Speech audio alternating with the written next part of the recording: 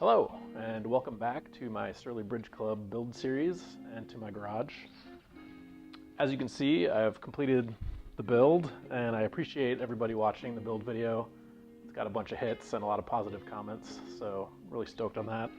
In this video, I'm going to talk about setting up the bike for touring. So I'm going to discuss the racks that I've chosen, the bags that I have, and some of my base level camping gear. I will say as a disclaimer that I haven't fully tested out all this stuff, so it's just some items that I've bought that I'm going to play around with, and hopefully they work for my next tour. I don't have any tours planned at the moment, but I'm thinking about doing part of the Northwoods route in Minnesota on the Arrowhead, maybe this spring or summer. The first rack that I'm going to talk about here is the Surly 8-Pack Rack 2.0. This is a front rack, and I've ordered it in black. Let's throw that on really quick. The second rack I have is the Old Man Mountain Divide Rack, and I've had this rack for a while. I've had it on a couple different bikes, so I'll just throw this one on as well.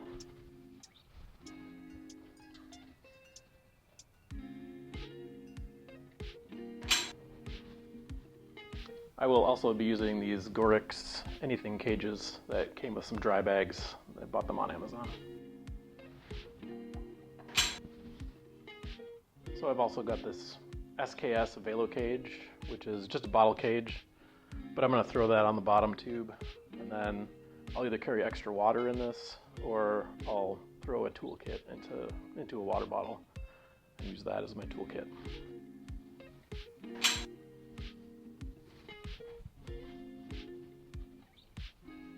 Alright, so I'll talk a little bit about the Surly 8-Pack Rack. This rack was pretty easy to install. Just comes with this little hardware and pretty easy to fit on this bike. It was pretty much designed for it, so the little blade arms fit perfect on the crown bolts there. And when I was lining it up, I found the easiest thing to do was to adjust the top sliders first, and then once those are adjusted, they want you to have 10 millimeters of the adjustment tube coming out. Once those are adjusted, then it's easy to set it level with the other arms. I did do one hack with this. I got some little nylon hole plugs from the hardware store. These tubes are wide open, and so I figured, they could possibly whistle or whatever, so I'm gonna show you what I did here. I have this little nylon plug that came from the hardware store, and it's a 3/8 inch size. It pops right in there. So it just plugs that up so grime and stuff doesn't get up in there. Now for the rear Old Man Mountain Divide Rack, this fits pretty good, very easy to mount. I purchased the additional light mount on here so I can have a Portland Design Works light that just clips on. And it's easy to remove. I did do one hack with this rack. I did add some spacers to the inside of where the arms meet the seat stays here. I found that if I didn't space it out, the adjustment arm was hitting the paint a little bit. Overall though, it's a very solid and very adjustable rack. For my rear bags, I've got these Ortlieb gravel pack bags. I believe they're 29 liters and they're waterproof. So these should be able to hold a large amount of my gear. Just throw these on really quick.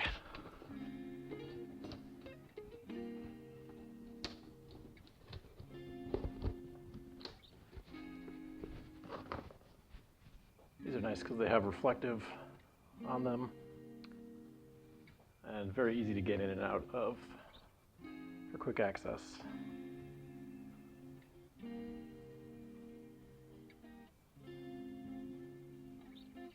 Plenty of space around the rear wheel with this setup.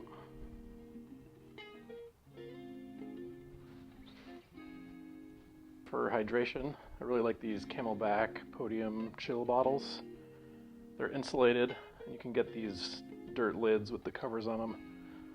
I really like those just for gravel and everything else, so that you don't eat a mouthful of dirt or gravel as you're trying to take a drink. This bottle will either be extra water storage or my toolkit. I haven't decided yet. So for my front rack bag, I'm going to use this Surly Petite Porterhouse 2.0 bag. Apparently it's 11 liters and or more inside. It's not waterproof, but I do have a waterproof cover from an old motorcycle bag that I had that fits right over this. So if I ever run into any super wet weather, then I can just toss that on and be good. Plenty of storage on this, you know, quick storage for food or anything else you might need, rain jacket.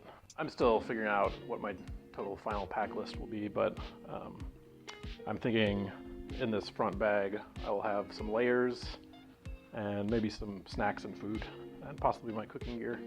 Yeah, so this bag fits perfectly on the rack here.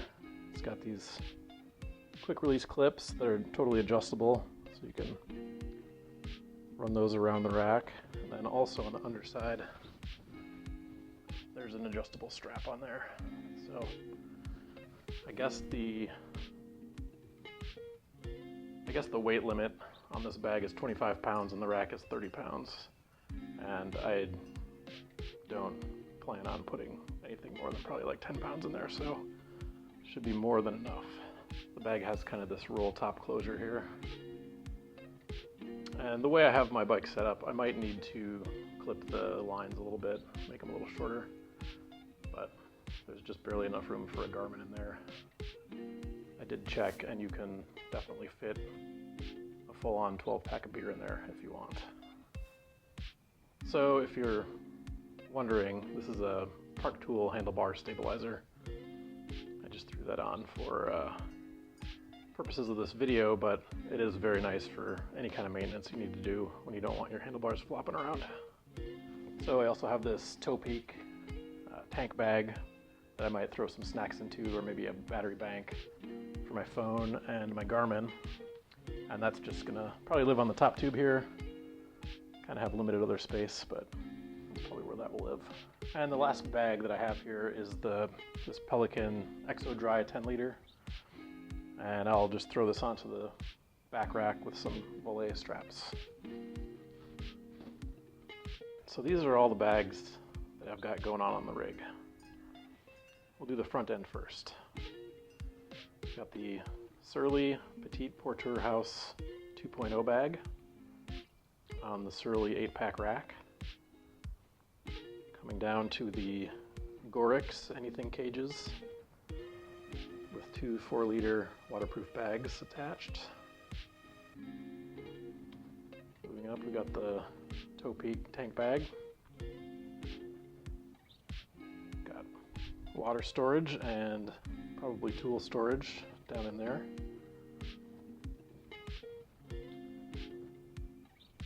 Got the belay straps with the Pelican dry bag on top of there. And even more space in these Ortlieb bags. So I calculated it out, and the total amount of storage as it sits right here is about 59 liters. So that's about the same as, you know, a regular backpack for backpacking, hiking. Alright, I'll just show you some of my base level camping stuff that I usually bring with me on trips. I'm kind of a kitchen sink kind of guy. I like to camp with as much as makes me comfortable. So I've got a Jetboil here, and this has everything contained in it for doing any kind of boiled water meals, mountain house meals, whatever.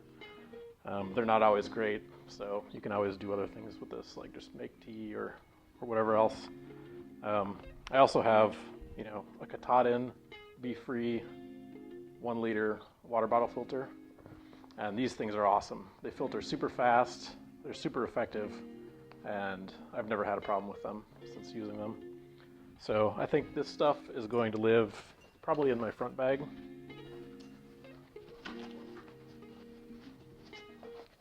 There's more than enough room for that, plus food for probably a week in there.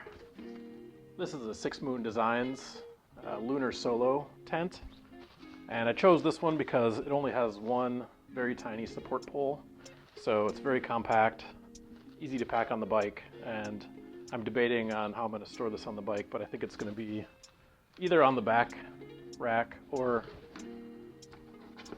you know, possibly it'll fit in one of these Ortlieb bags in the back.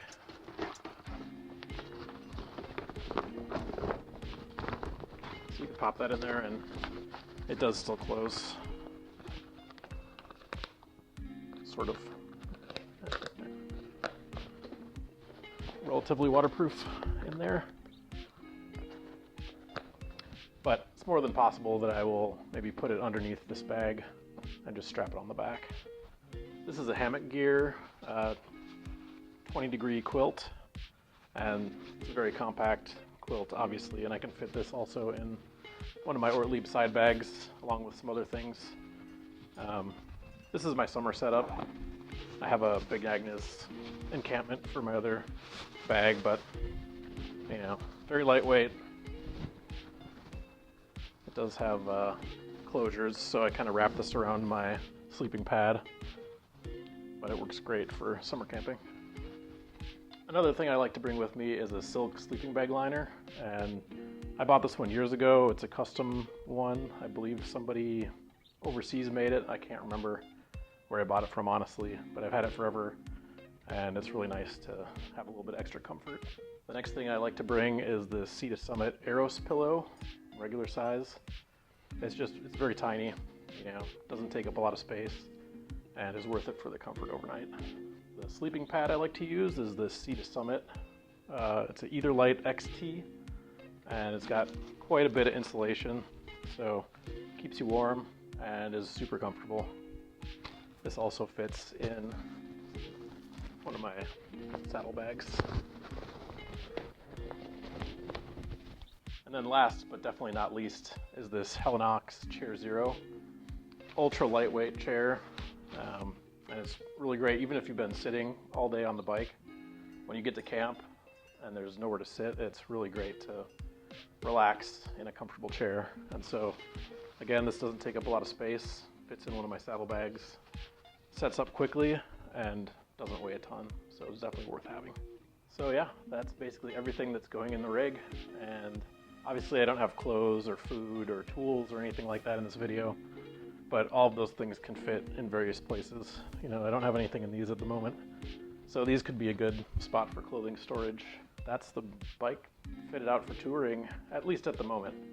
I'll probably make some changes after I do some shakedown runs and some test rides. Thanks a lot for watching, and be sure to like and subscribe. It really helps me grow the channel, and I appreciate it. Thanks.